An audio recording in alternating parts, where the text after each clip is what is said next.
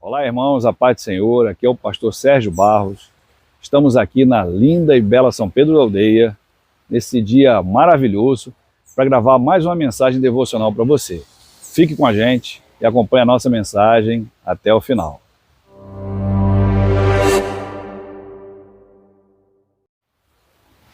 Nós sempre afirmamos que a missão da igreja é buscar e falar do amor de Deus para aquele que está perdido. E de fato, biblicamente, ninguém pode negar isso. Em Lucas, no capítulo de número 19, versículo 10, a palavra do Senhor afirma o objetivo da vinda do Messias. Diz assim: porque o Filho do Homem veio buscar e salvar o que havia se perdido. Em Lucas 5, 31 e 32, Jesus disse: os sãos, ou seja, os saudáveis, não precisam de médico, e sim os doentes. Não vim chamar justos, e sim pecadores ao arrependimento. Mas será que é isso que temos feito? Será que nós temos buscado aqueles que de fato estão perdidos por aí? Normalmente falamos que aqueles que não estão dentro dos nossos arraiais estão totalmente perdidos lá fora. E de fato esta é parte de uma verdade bíblica. Mas será que é só lá fora que nós encontramos pessoas perdidas? No contexto da parábola dos perdidos, descrita em Lucas 15, Jesus fala sobre a ovelha e o filho pródigo que estavam perdidos lá fora. E em relação a eles, a Bíblia declara no versículo 7 de Lucas 15 algo extremamente importante. Diz assim: digo-vos que assim haverá maior júbilo, ou seja, maior alegria no céu, por um pecador que se arrepende, do que por 99 justos que não necessitam de arrependimento. Nessa passagem, Jesus afirma que haverá maior alegria, verdadeira festa no céu por alguém que é pecador e que se arrepende. Mas nessa mesma passagem de Lucas 15, versículos 25 ao 32, podemos perceber que a dracma e o filho mais velho estavam perdidos dentro de casa. O filho mais velho sempre esteve na casa do pai, mas estava perdido. Não tinha intimidade, não conhecia o seu próprio pai.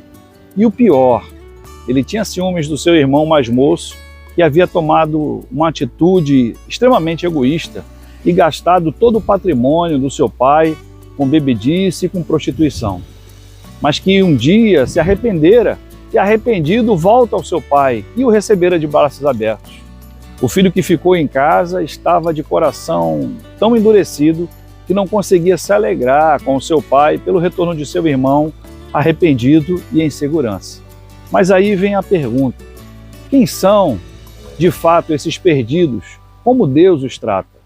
A Bíblia diz em Isaías 53, versículo 6, que todos nós andávamos desgarrados, como ovelha, cada um se desviava do seu caminho.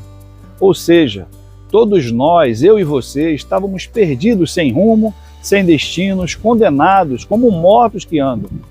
Mas em Mateus 18, 11, a palavra do Senhor afirma que o Filho do Homem veio para salvar o que se havia perdido.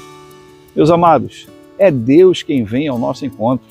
Nós fomos amados primeiramente por Ele. Não fomos nós que o amamos primeiro, mas Ele nos amou primeiro.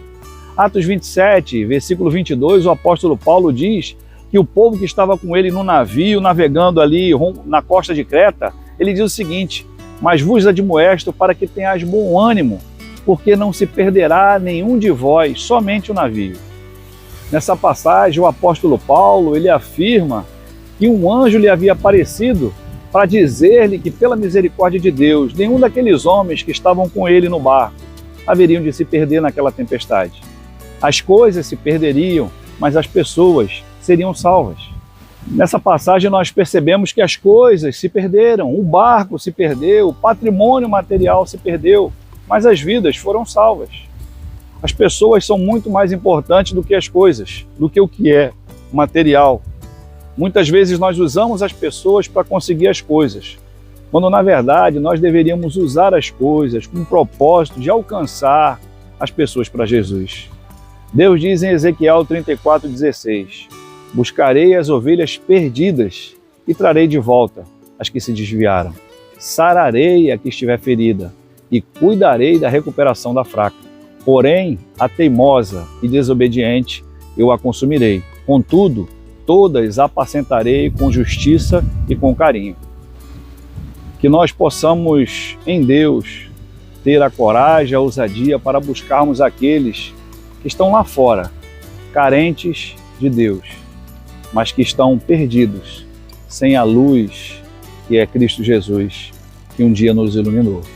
Que Deus abençoe a sua vida, que Deus abençoe a sua casa, a sua família, e que nós, pela misericórdia de Deus, possamos ser usados como instrumentos para levar o amor de Deus àqueles que ainda não o conhecem.